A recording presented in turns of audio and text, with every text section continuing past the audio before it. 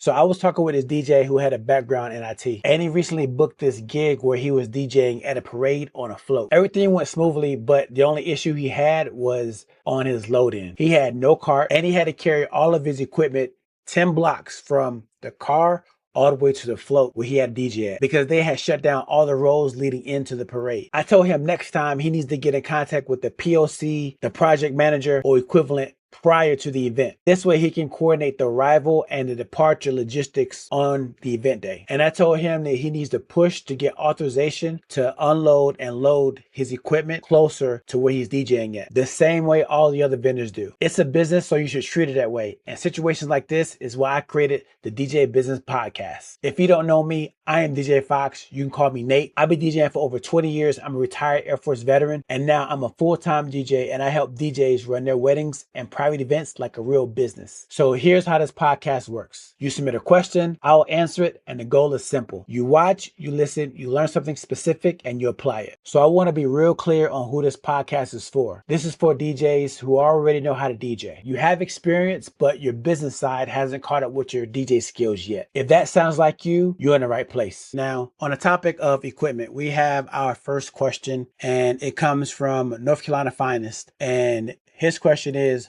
what's a budget-friendly plus quality speaker and wireless microphone? I'm going to put it to you this way. So budget and quality is kind of like oxymoron. But whenever I was building up my setup, when I first started doing private events and weddings, I would say weddings professionally, my setup evolved. I would say like the half point mark was whenever I got my Evolve 50s. The reason why is because it's not super expensive and the quality is still pretty good. And I still use the Evolve 50s for weddings, for smaller weddings. So this is why I'd say me, if you got the dough, by all means, I would say go with the Evolve 50s, because first off, they look good.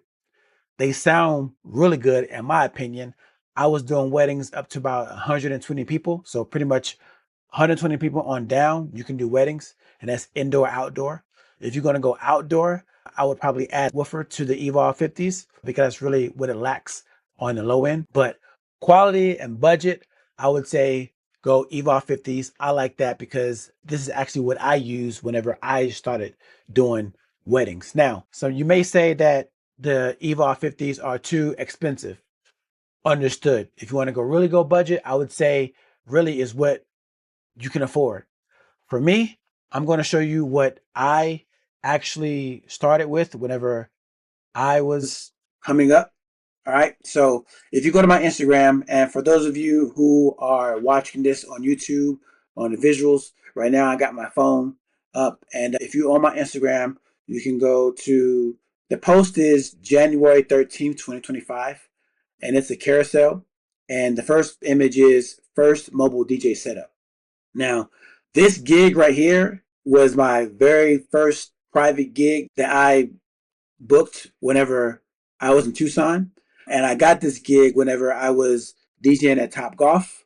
And then one of the Patreons, someone in the Top Golf that was there enjoying the music, they came up to me asking for my card. And because they were looking for a DJ for their holiday party, it was like a small business. This is the setup that I brought. This is the picture of it. All right. So that right there was in, I want to say like 2019, probably ish. So here, and as you can see, this setup is two Mackie 15s thumps. All right. It's actually three, and 18 and sub is on the back. All right. This is hit from the side. And this right here is a third Mackie.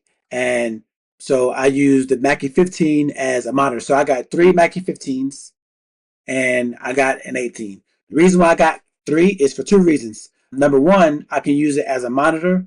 And number two, if I need to use it for any other type of like a wedding ceremony or like a cocktail hour, like a spot where you're going to need a small cell like speaker, you can actually run weddings with this. All right. So you'll have your main setup would be like the two Mackie 15s and the 18s. All right. And then whatever console you use, as you can see, I was using my Technics and Pioneer S9. All right. That's what I had. All right. And that's what I did this corporate gig with. So what you would do is that will be your main setup. And then your satellite setup would be the extra Mackie 15 on a tripod or something like that, and you have an iPad or another mixer or something playing through that Mackie. So that would be the actual setup. And the reason why I say Mackie 15s is because that is Mackie 15s is not like top of the line and it's not bottom of the barrel.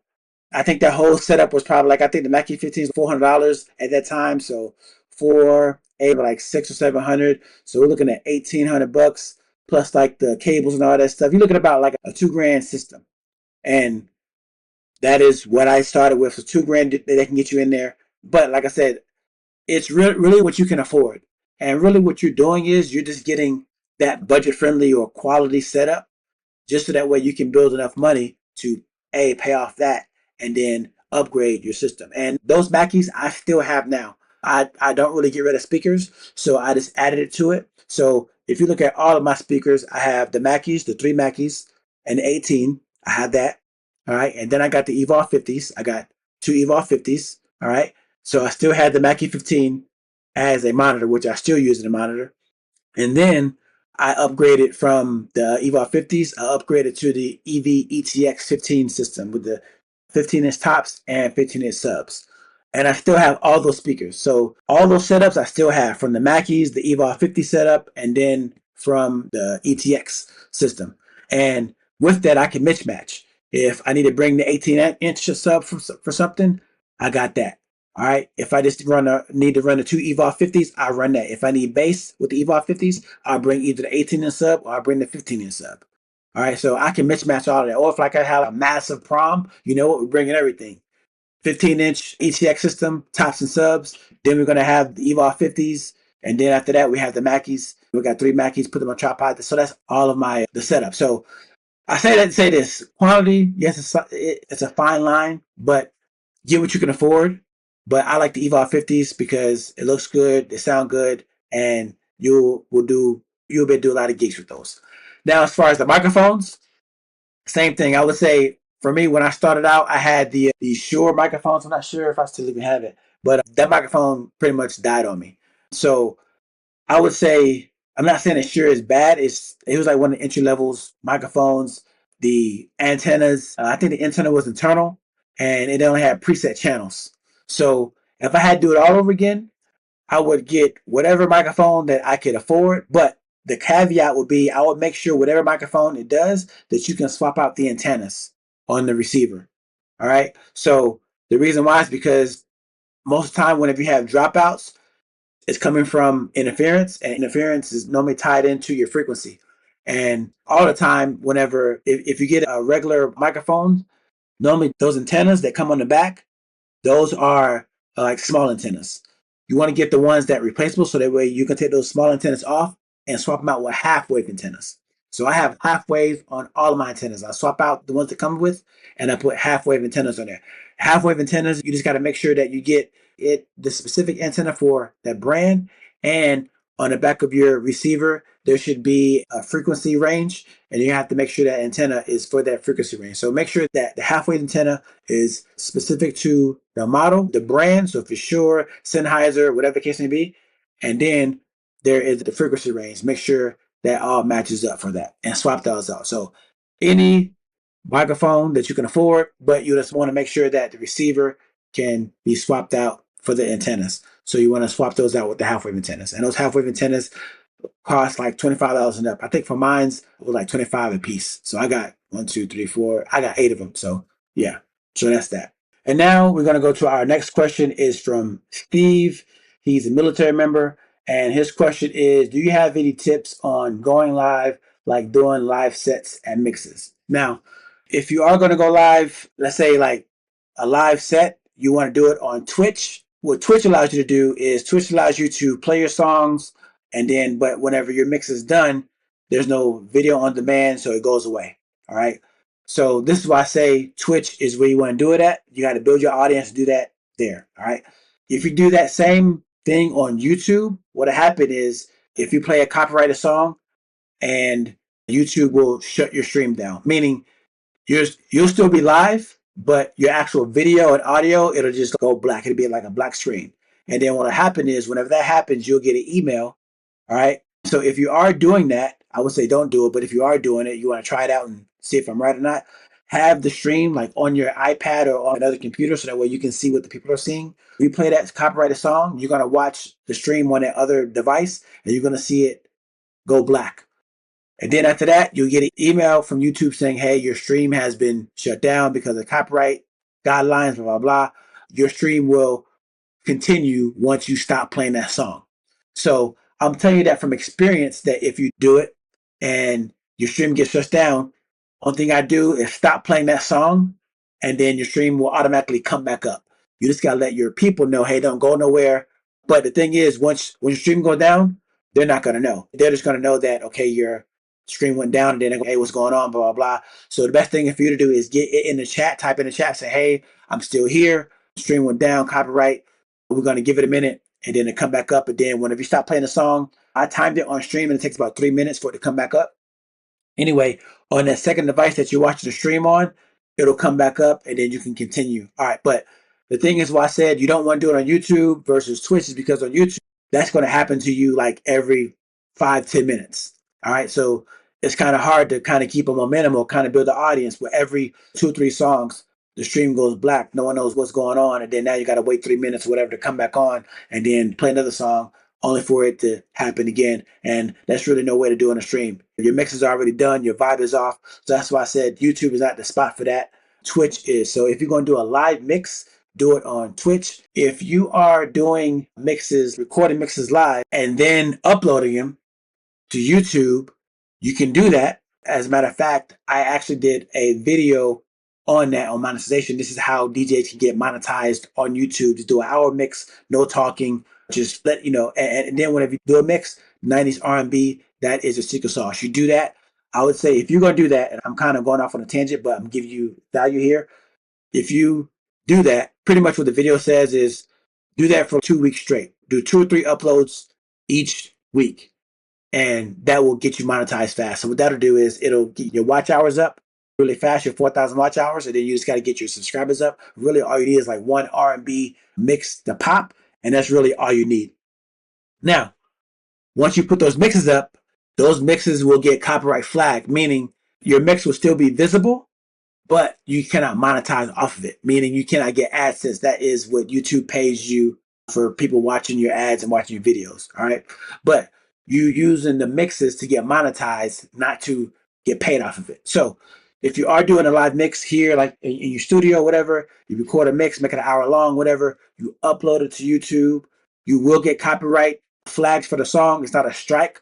Now, if you are going to do that, I would say there are certain songs that whenever you do play, that it will be like a copyright flag, but it will be blocked in the United States. There's some artists here in the United States that does not allow the song to be pretty much, if they're not getting money off of it, no one can see it.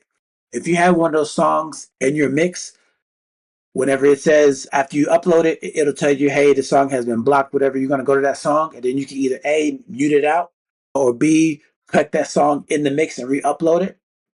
All right. So that way you can still get the mix seen. It just won't be monetized. But I just want to let you know that there are certain songs, certain artists here in the US that does not let anyone see the song or play the song if they're not getting monetized for it. All right. So with that, I'm telling you that because if one song is like that, the whole mix is going to be blocked. So the whole mix is not even going to be seen.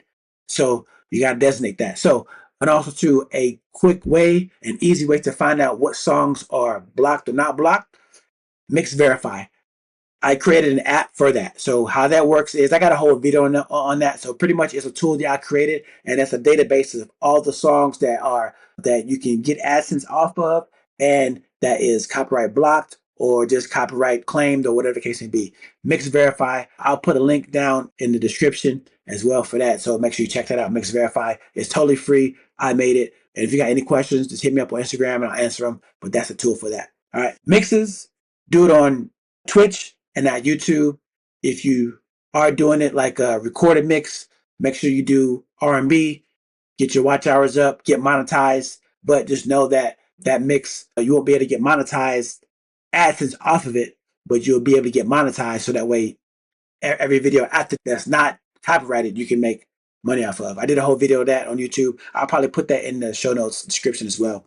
But But that's that. And then use the tool Mix Verify to figure out what songs are blocked and not blocked, and songs that you can that are monetizable and what are not monetizable. Do that. All right. Our next question is from Tyran, and his question is, what's your booking process after an inquiry for a gig? I'm not going to put that out because that is something that I directly address in my blueprint course, which you can get from being a Mac supporter channel member on YouTube. But I will kind of give you the overview, all right, on it. What you want to do is whenever an inquiry comes in, you want to be quick to reply. And then from the reply, you will get them into a meeting. And then for meeting is where you do the booking at. That is a general idea of how I do my bookings, just like that. If you want the real intricate details, like how do I apply? When do I apply? What do I say if they say this? When do I ask for how much my pricing is? And when do I give them the pricing? And how do I do that? And or how do I get them from the text message inquiry to the meeting, all that. I go over all of that inside of the blueprint course. You can get it by becoming a channel member, Mac supporter channel member. You get access all of that. Link to that is down in the description as well. Which brings us to our next question from Tyran as well. He asked, do you have mentorship services? Yes, I do have mentorship services. I have extensive mentorship to where we can do just a one-off session, or we could do a 2 months one, and I have those in between. All of that is in the description below. I do a lot of mentorships, and a lot of these on these podcasts, I normally start off with a story, and the story is from the mentorships. But I don't want to bore you too much, but if you are interested in mentorship, the link to all that is in the description. Which brings us to our next question from Dutchy. His question is, where should I get my mashups from? All right, me personally, I'm not a big mashup guy, but now with stems, a lot of DJs, they are just making their own mashups. With stems, you can take out the acapella, take out the words, and just have a vocal play, and then vice versa, do two different tracks and do your own mashups with that. All right, I would say if there is an idea, an easy way to do it, it's just you do the mix yourself. And the way that you would do that is, let's say, for example, if you have the actual songs that are in your library, what I would do is you can hit play on your Serato, and then you would just mix the songs like live. You would just do it live. Intro out, intro in, just record it. And the thing is, it don't have to be perfect because now after the intro, after you record it, you can then throw it into whatever software you use, Ableton, Pro Tools, there's others out there, and then just chop it up and edit it and do it like that. Me personally, I do have a back catalog of mashups that I've gotten over the years from record pools. One of the record pools that I use is Heavy Hits. There's also BPM Supreme that's out there. There's also Beatport. There's a bunch of places where you can do mashups, but I would say if there's a mashup that, or even if you don't even want to look for it, because it's probably going to be hard, the DJ community, they could probably share mashups too. You can put stuff down in the comments and see if there's anybody that want to give you some mashups, whatever. But I would say if it was me, I would just make my own mashup. All right, we got tools out there that you can just make your mashup like a Serato and different tools. So just make it yourself. If it was me, I would say, you know what? I'm going to make my own original mashup and then call it an exclusive. So that's what I would do. Or you can use some of the spots that I use to actually download the mashup. Now, I do want to put this out there for newer DJs. Newer DJs, you are at a time to where you're just coming up on music, but now streaming is like a thing, and you're probably finding out that, hey, at some of the gigs that you're playing, a lot of older stuff is being requested, or you need to play your older stuff. But the thing is, you're coming into an era to where the newer stuff is what's available on some of these downloadable platforms like BPM Supreme and Heavy Hits and those type of spots. I would say, again, hit up DJs to try to swap music, or someone can hit you up. But also too, if you go to these record pools, I would say just start hoarding music. Just go through all the back catalog. If you can sort by date, just go back and just start downloading everything, even though you may not need it now, later on, because a lot of those record pools, the older stuff, they start to archive because for space, and also too, they maybe have to pay royalties on those older songs. So eventually those back catalogs are going to be deleted so that way they can make space for the newer stuff. So what I would do is, if I was a brand new DJ just waking up, first I would hit up any other DJ to say, hey, can I swap some music from you, blah, blah, blah. And then I would just pay for a subscription and hit up all these different record pools, find out what record pools have the oldest songs that I don't have, and then just start downloading everything from there. That may mean that you may have to do a record pool for a month, 2 months till you get everything downloaded, and then swap to another one, do that one for budget wise. But that's really all you have to do in order to get the music. And also too, I do want to tell you this: whenever you are downloading this music, don't just batch download everything. You want to make sure that you are selective of what goes into your library, because what you don't want to do is just download a bunch of stuff and you don't even know what you have. So that way, whenever you are putting it into your Serato and someone asks you for a song, you don't even know if you have it or not. Whenever I first started out with Serato back in, I think I started Serato back in 2001, I think it was, or no, yeah, right whenever, no, 2006 is whenever I started. No, 2007. It was on my first deployment. Seven is whenever I started on Serato. And I took the CDs and I started downloading, I started burning the CDs to Serato one by one because I had the whole albums and I would just download them using a matchmaker, or I forget the name of the spot they used to rip the MP3s, but I would go through, take whole albums and rip them. But I wouldn't rip the whole album. I would just take just a song that I would play and rip them from CDs. That's how, but I wouldn't put it in my library until, first off, I wouldn't dump a whole song and a whole album in there. I would just dump just the song.